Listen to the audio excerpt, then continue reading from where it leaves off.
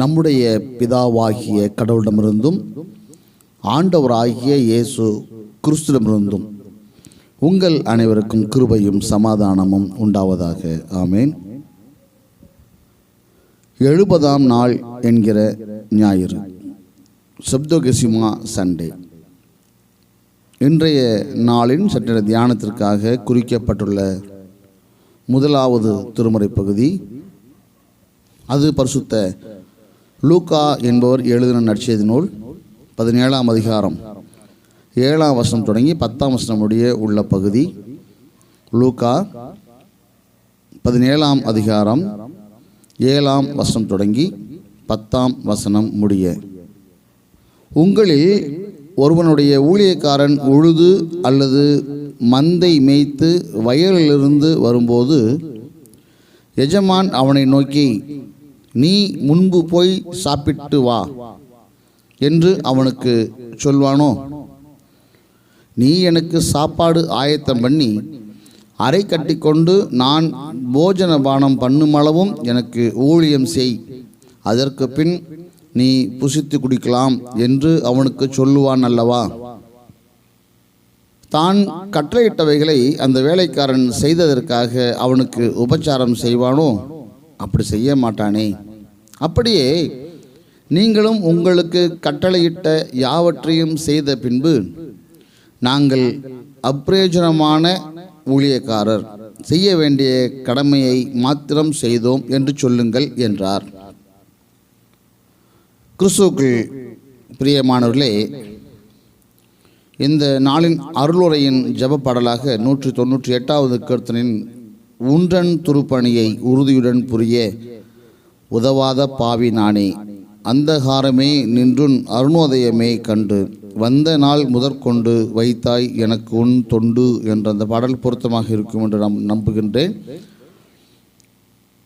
அதே போல கிறிஸ்துவுக்குள் பிரியமான இந்த வார்த்தையுடைய மைய பொருளாக service without thought of reward, பிரதிபலன் எதிர்பாராத சேவை என்கின்ற மையத்திலே இந்த அருளுரை அமைந்திருக்கின்றது.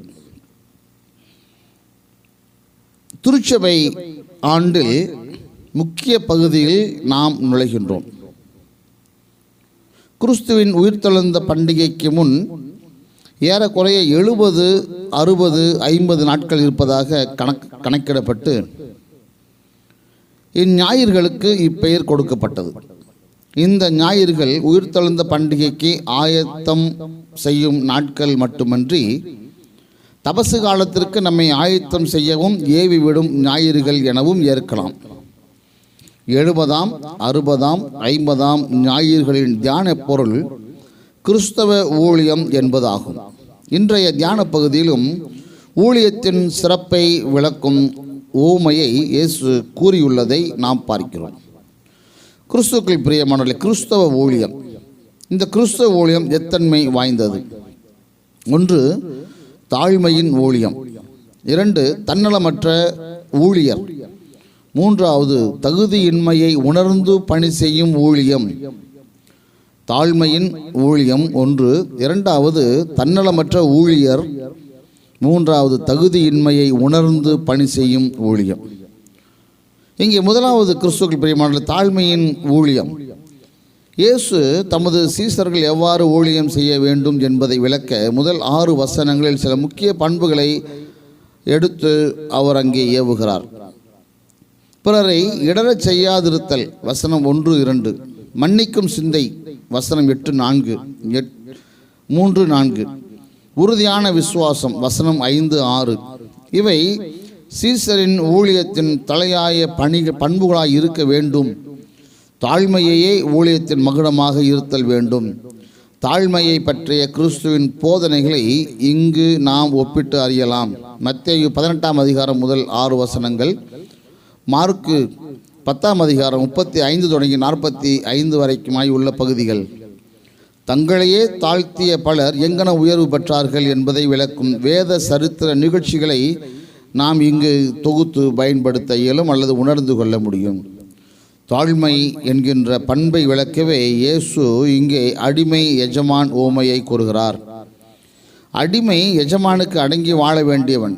தாழ்மையின் சிந்தையை அணிந்திருக்க வேண்டும் பெருமை பாராட்டலாகாது என்பதை நாம் இங்கே உணர்ந்து கொள்ள வேண்டும். தன்னலமற்ற ஊழியம் என்கின்ற 2வது தலைப்பு வசனம் 7-8 அங்கே மையப்படுத்துகிறது.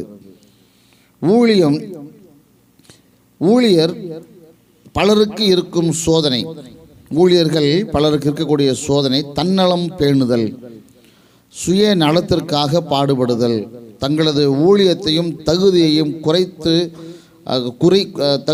குறித்து அளவு கடந்து பெருமை பாராட்டுதல். அதாவது அது பரிசேய குணம் என்று பார்க்கப்படுகிறது.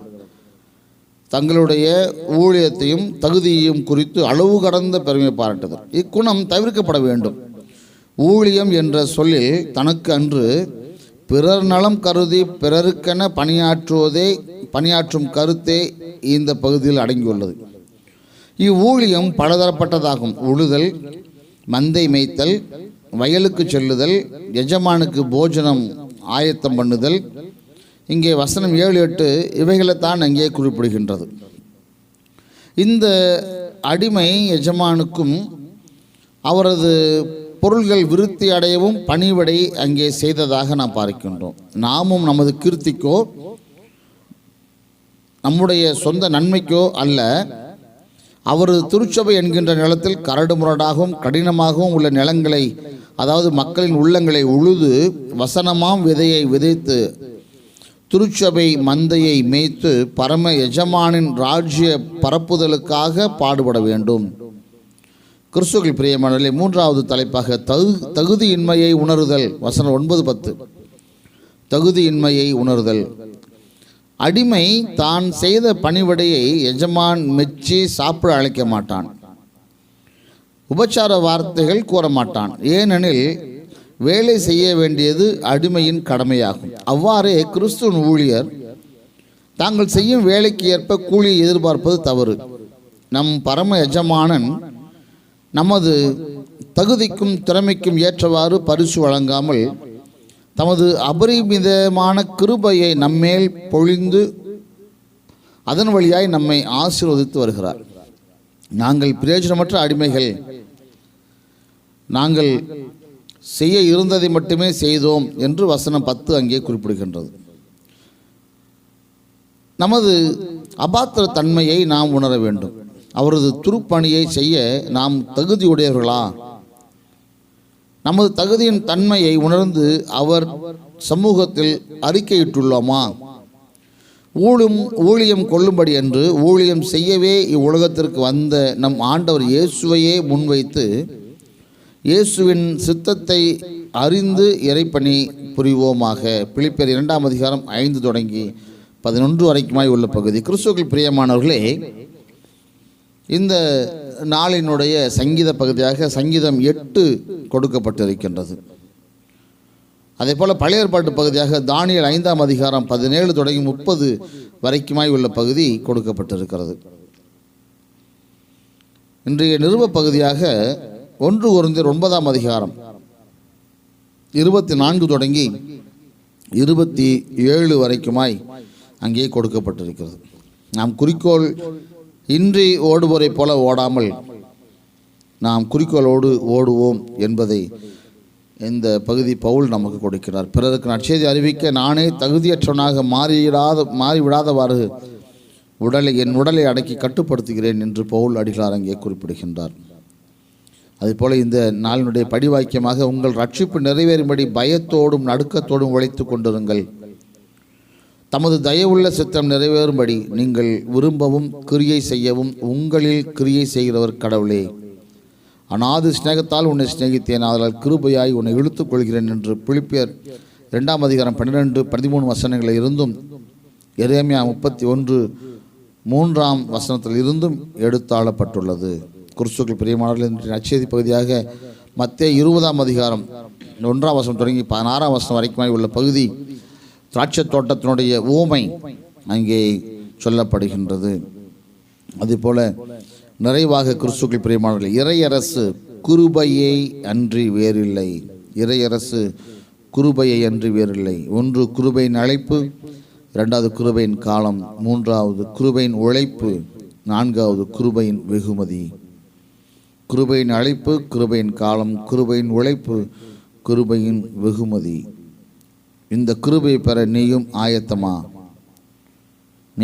ஆயத்தமாக வேண்டும் என்பது ஆண்டவரின் விருப்பம். சிந்திப்போம், செயல்படுவோம். ஆண்டவர் தாமே இந்த வார்த்தைகளை ஆசீர்வதித்து வழிநடத்தி காப்பாராக. ஆமீன்.